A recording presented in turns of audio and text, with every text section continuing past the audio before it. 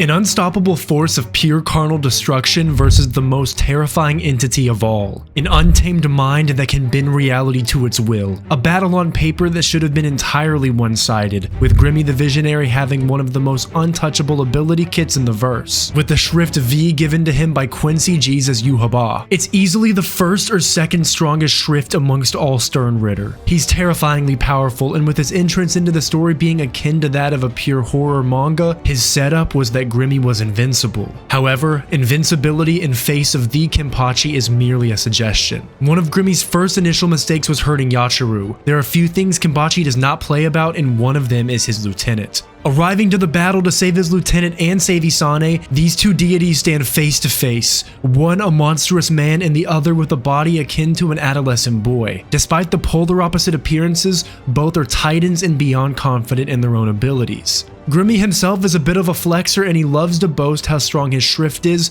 but for a more simple-minded man like Kenpachi, words alone mean nothing, and Kenpachi, unlike his previous bouts, he goes immediately for a semi-lethal attack and he cuts Gremmy's arm. This blood spill serves as the beginning point of the most brutal, gory, and metal fight in all of Bleach. Time and time again, Kenpachi has been known to suppress his power to make a fight more prolonged and enjoyable. From Unohana to Ichigo to Noritora, he's wanted the fights to go on as long as humanly possible because he loves combat. But there's a distinct seriousness when facing Gremmy. It's possible that this could be due to the dire circumstances within the Quincy's invasion and destruction of Soul Society, and perhaps his defensiveness of Yachiru, which are all a likely component of the truth, but I believe the main reason is because Kenpachi's heightened senses can pick up that Gremmy is one of the strongest foes he's ever faced. Gremmy first showcases his power by immediately healing his arm, and in the blink of an eye the reality sets in that Gremmy very well could be unstoppable. I know there's some discourse regarding why didn't Gremmy just imagine Kenpachi being dead, however there's multiple reasons why this wouldn't work.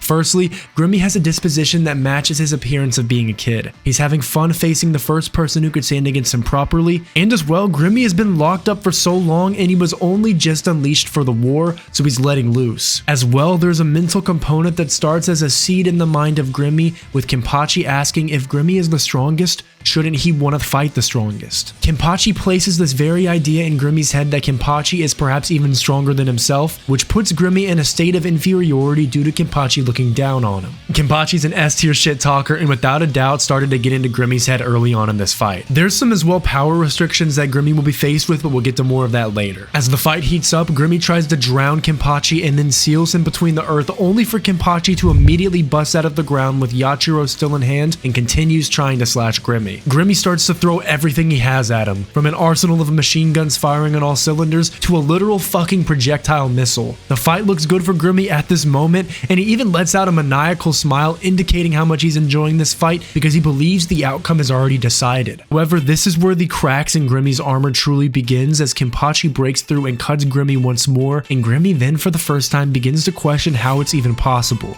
Could he in fact be defeated? Battles are won and lost in the mind, especially for this fight, and for a power such as Gremmy's, belief is paramount. With Gremmy now cut and on the ropes, he tries to reinforce his belief in himself with turning this fight into something so absurd in the most metal way, and Gremmy summons a meteor to try to take Kenpachi out. It's something to note though that Gremmy summons a duplicate of himself to summon this meteor, which implies a limitation to his power, and it makes power scaling Gremmy a little bit more tangible. The more difficult of an ask of his imagination, the more of himself he needs. In the most epic of scenes, Kenpachi jumps up to face the incoming meteor and he unlocks his Shikai and cuts through it. And in Gremmy's mind, I'm sure he's like, how the hell am I gonna beat someone who cuts a meteor in half? And Gremmy's panic sets in and the escalations continue, with Gremmy now summoning a ton of copies of himself, which is required to send Kenpachi into space, further reinforcing the notion that the bigger a requirement of his ability, the more duplicates he needs. This indication of his ability likely means he can't just imagine someone dead and poof, they're now dead. His previous statement suggesting that is likely made from the basis that he could imagine Kenpachi drowning, smushed between earth, shot with guns, sent into space, and all of those things in theory would kill him. However, this is Kenpachi, the man of steel.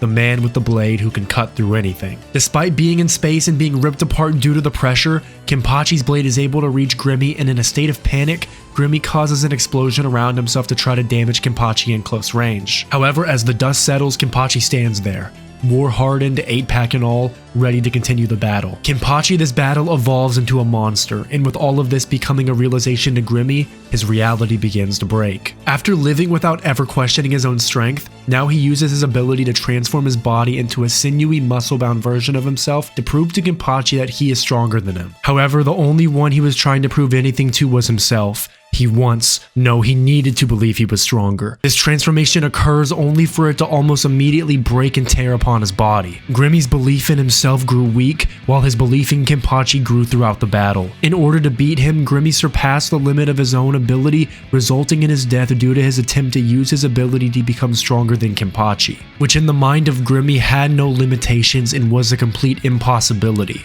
Gremmy's mind cannot construct something with the possibility of being stronger than the strongest. Not even the shrift of the visionary could overcome such disparity, and Gremmy was unable to determine that only someone with a vessel such as Kenpachi could be able to withstand Kenpachi's strength without destroying itself from the inside out. Kenpachi stands above even the concept of imagination, and at this point in the story, Kenpachi had never been pushed this far with his limits. In being pushed this far, it forced him to awaken his Shikai and unlock a new layer of his power as his thirst for blood and a good fight continues. There is a commonality amongst all the most brutal and metal fights in Bleach. Time and time again, there is one single individual who throws aside all regards for their own life, their limbs, and their pain in the pursuit of combat. Kenpachi is this commonality. Gremmy put Kenpachi through hell, however, unbeknownst to Gremmy, Kenpachi wears horns. This has been hiXtrah, and as always, be greedier, and I will catch you all next time.